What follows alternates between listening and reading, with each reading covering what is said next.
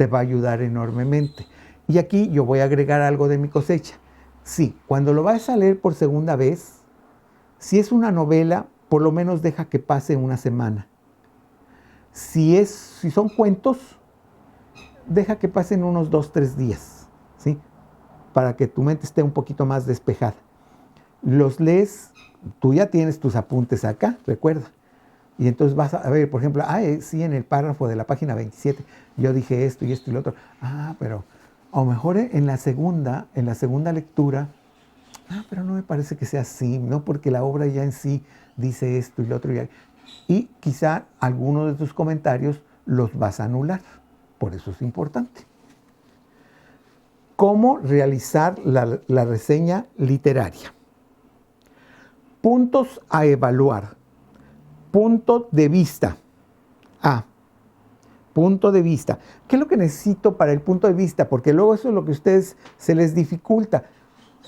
¿Cuál es el punto de vista? Aquí vienen las preguntas que tú necesitas contestar para tener un punto de vista. ¿Quién narra o interpreta? ¿Hay un personaje en primera, segunda, tercera persona? ¿Es omnisciente? Es decir, está desde acá. ¿Participa? ¿Cómo? ¿Hay uno o son varios los que están interpretando los personajes? ¿Son uno o varios?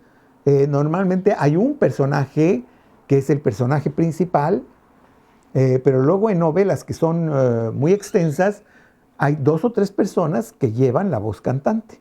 Entonces, hay que ver eso. Está escrita en primera o tercera, pero bueno, ya lo había comentado. Esto te va a dar un punto de vista de lo que estás leyendo. Luego, título y prólogo. Recuerden que estamos los puntos a evaluar. Título y prólogo. ¿Cuán preciso y efectivo es el título? Ya lo habíamos visto anteriormente y ya había explicado eso. ¿Siente que el título era un ambiente adecuado? Lo mismo, ya lo contestamos. ¿Siente que el título crea un ambiente adecuado? Ya lo dije. ¿El título viene a ser lo suficientemente significativo para estimular la lectura? Lo que les dije. Si el título es sin título o el cuento número 22 o cosas así, pues como que el cuento 22, pues ¿cuál será? ¿No? Mejor no lo leo, ¿no? Mejor veo la tele.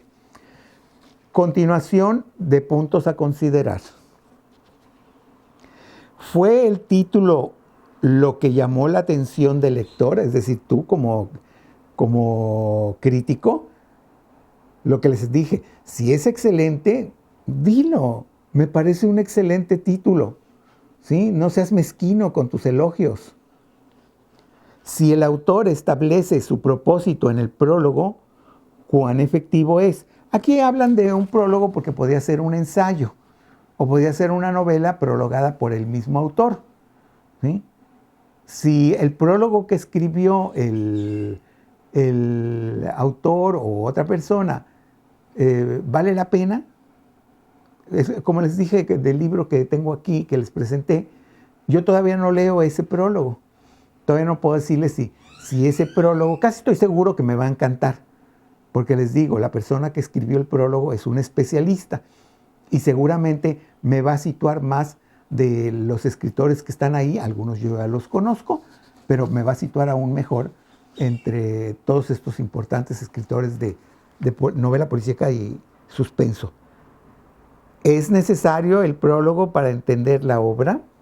Bueno, yo cuando lea el prólogo voy a ver si, ahora entiendo por qué. Yo en este caso no lo creo. ¿Cuán preciso y efectivo es el título? Es decir, pues sí.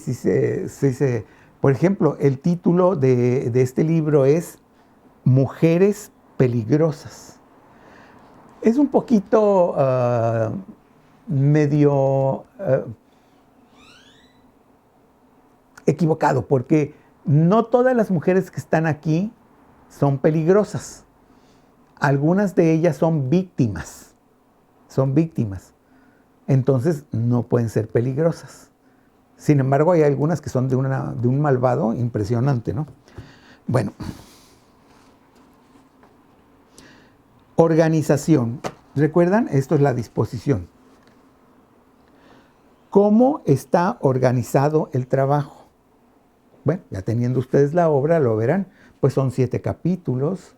¿Sí? En el primer capítulo hay una introducción y nos dicen qué es lo que está sucediendo, etc.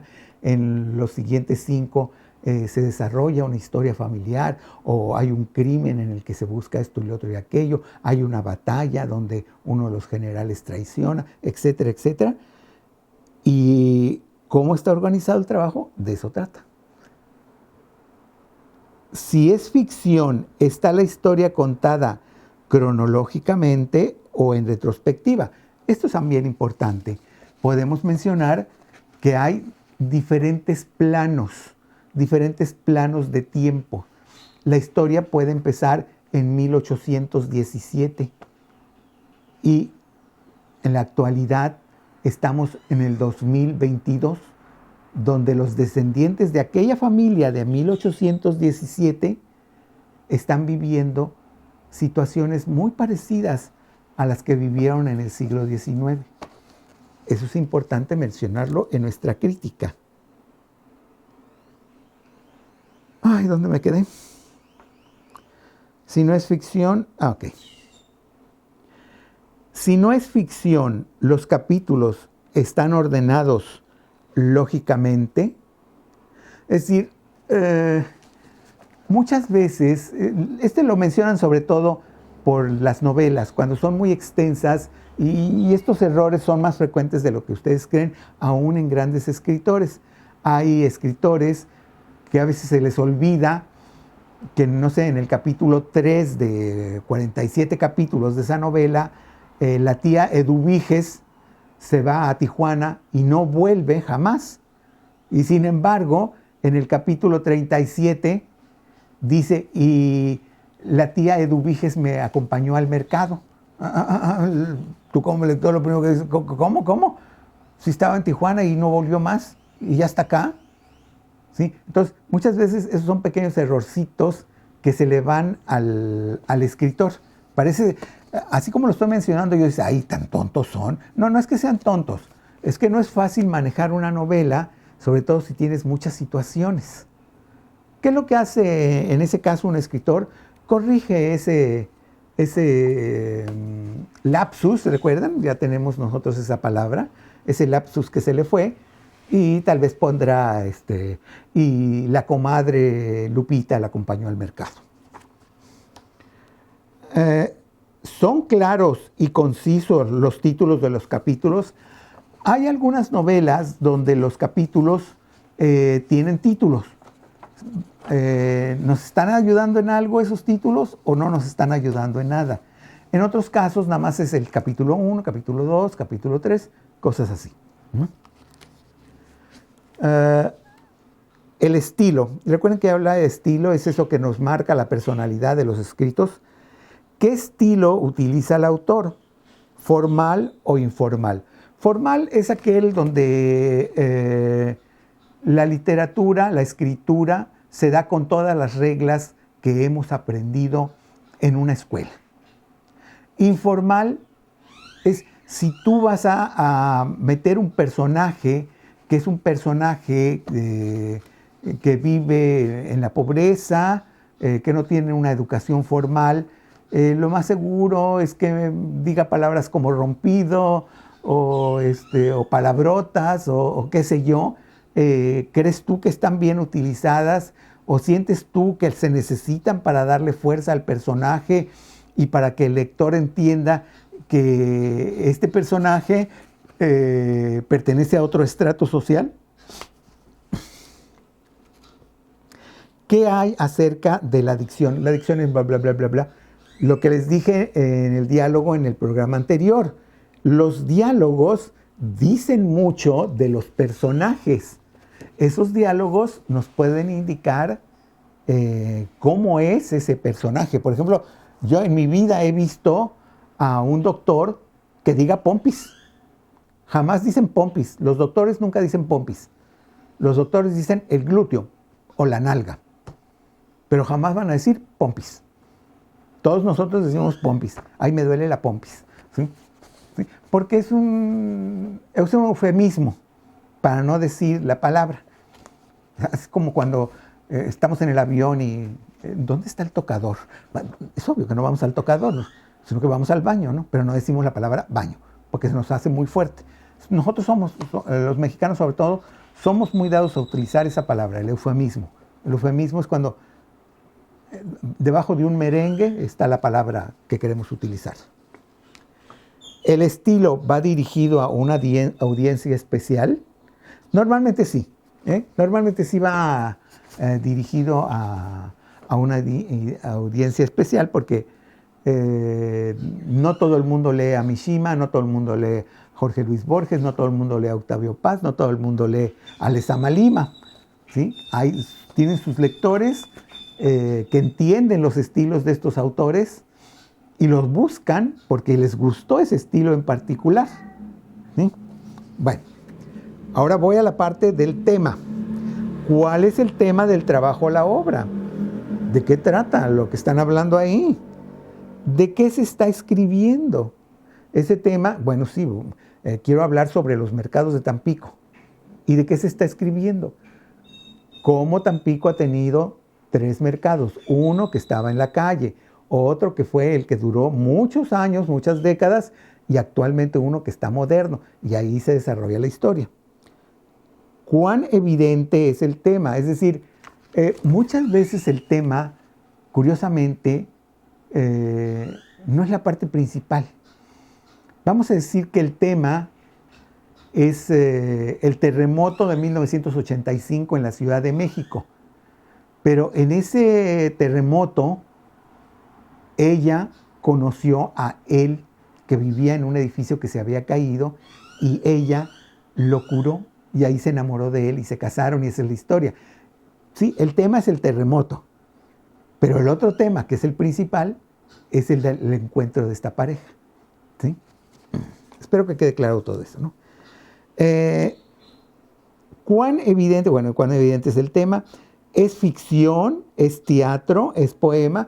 Bueno, eso creo que lo van a ver. Si es ficción, bueno, es narrativa.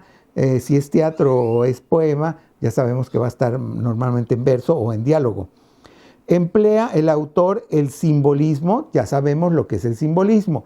Y si no, remítanse a sus definiciones. ¿Es detectable este simbolismo para un lector astuto? Si es un lector astuto, sí. Aquí lo que debieron haber puesto para un lector común. No, el simbolismo es algo muy complejo. El simbolismo trata de explicar las cosas sin decirlas. Es decir, con colores, con sonidos, con olores, nos hace sentir sensaciones que no las explica al 100%. Hay una novelita que es así, digo novelita no por decirlo despectivamente, que se llama Las olas, es de Virginia Woolf. A ver si algún día la pueden leer. Tienen que sentir lo que está Virginia Woolf describiendo ahí en ese... ¿Es Las olas o es El faro? Ya no recuerdo. Las dos son novelas de Virginia Woolf, ¿sí? Pero ella usa ese sentido. ¿Cuán convincente es el escritor? Es decir, ¿lo que él pretendía lo logró? ¿Sientes tú que la novela se le fue y finalmente no entendiste absolutamente nada? ¿Sí? Hay que decirlo, ¿verdad? Ahora, no seas tú de los que leen así la novelita, así me salto el capítulo y leo un resumen y no la entendí. No, pues la leíste tan mal, ¿cómo la vas a entender? No, de una que tengas ya 2 lecturas y que te resulta tan difícil, bueno, sí, dilo. Me resulta terriblemente difícil, no entiendo por qué estos cambios de tiempo, o no sé por qué estos párrafos tan violentos que se saltan de una cosa a otra. Eso es válido. Continuación de puntos a considerar. Aquí ya viene el final, que vamos a poner en el final. ¿Hay lógica entre el final y el punto culminante? ¿Cuál es la diferencia entre final y el punto culminante?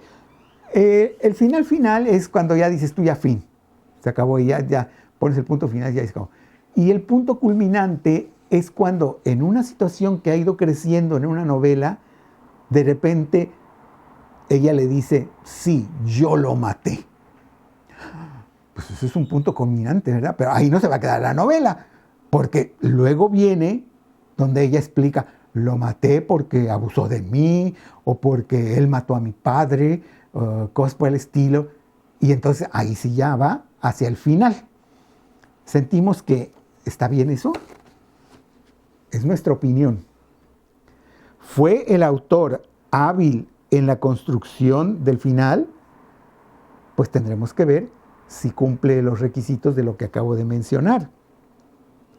El personaje principal resuelve el conflicto satisfactoriamente, aunque no necesariamente la obra tenga un final feliz.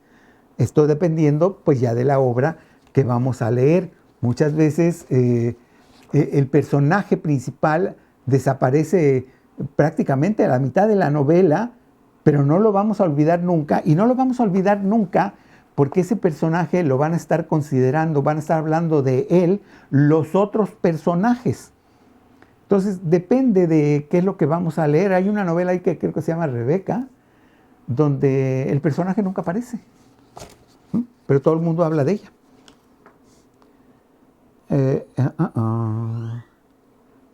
Después de terminada la lectura, ¿cómo se siente el lector con relación al final? Aquí yo siempre he opinado de dos maneras. Una, terminaste de leer y te dejó impactado, esa es la palabra, impactado. Mi consejo es que inmediatamente apuntes qué es lo que te impactó, qué es lo que sé, apúntalo. Y la otra es que dejes correr un tiempo y reflexiones un poco sobre lo que leíste y entonces pongas tu opinión. Estas dos formas se pueden combinar. Te impactó mucho y pones lo que te impactó. Y dejas un ratito ahí descansar. Vuelves otra vez y lees eso que te impactó. Y si en una segunda vez consideras que eso que escribiste sigue siendo válido, ahí se queda. Muchas veces encuentras que no siempre es válido el impacto de terminar una obra. Bueno, ¿se olvida fácilmente o permanece en la memoria? Bueno, pues depende de cuál va a ser la novela, ¿verdad? Hay algunos que jamás vas a olvidar lo que sucedió, etcétera, etcétera, etcétera. Precisión de la información. Esto es continuación, puntos a considerar. Asumiendo que el crítico está calificado para juzgar cuán precisa es la información ofrecida en el libro. Sí, vamos a decir que yo soy un reconocido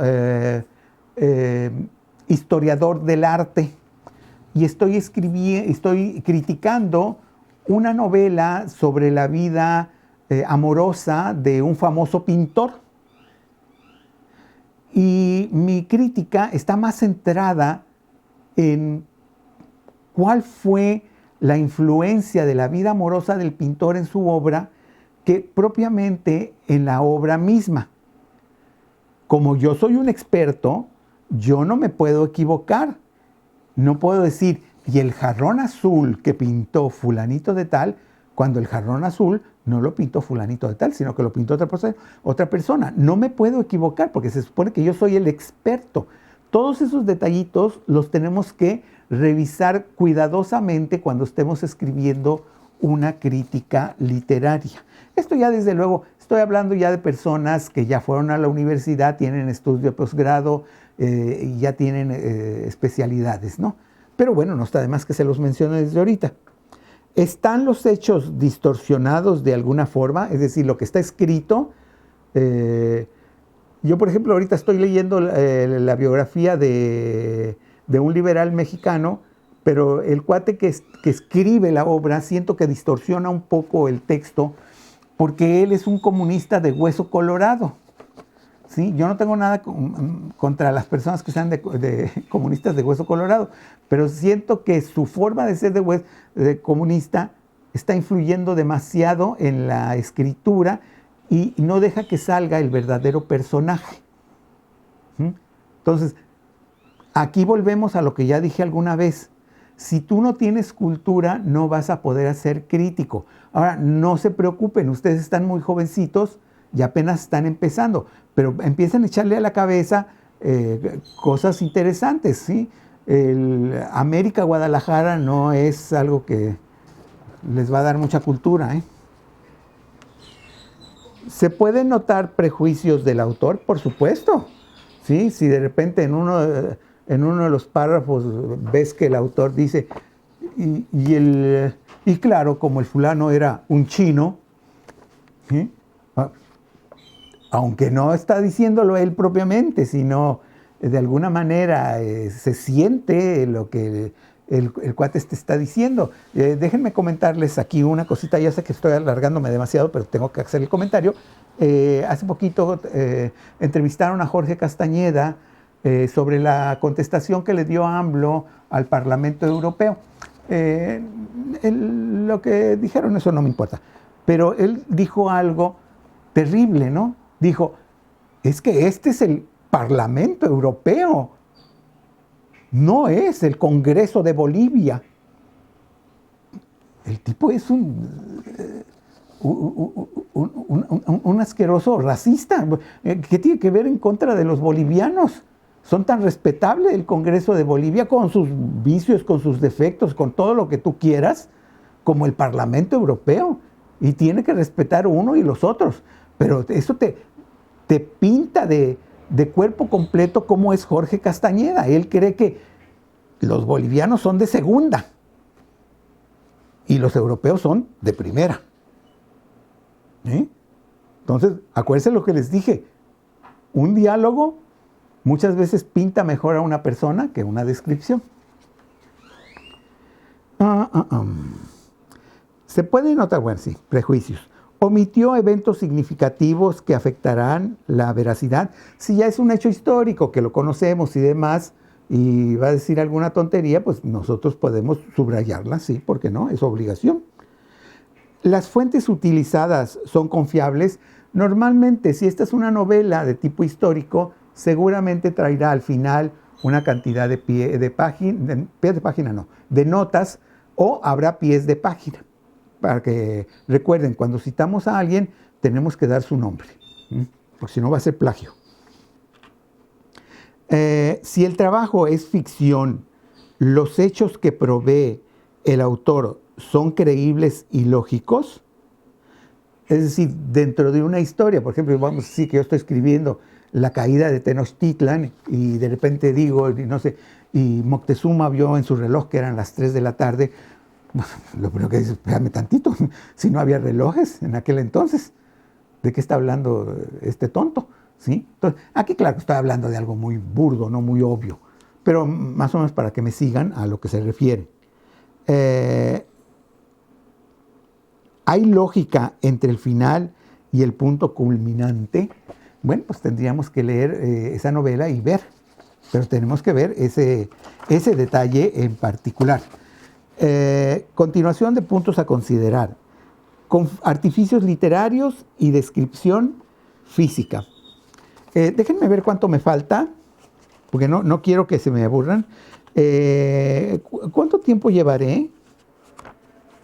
53 minutos. Ok, voy a hacer aquí un corte y lo vamos a continuar en los siguientes programas, pero para esto ustedes ya entonces van a tener las hojitas.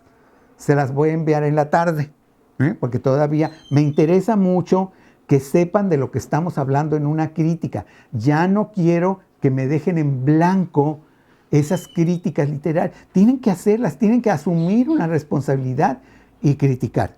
Ya no los aburro mucho, me despido y nos vemos con otro programa para finalizar de cómo hacer una crítica o una reseña literaria. Hasta luego.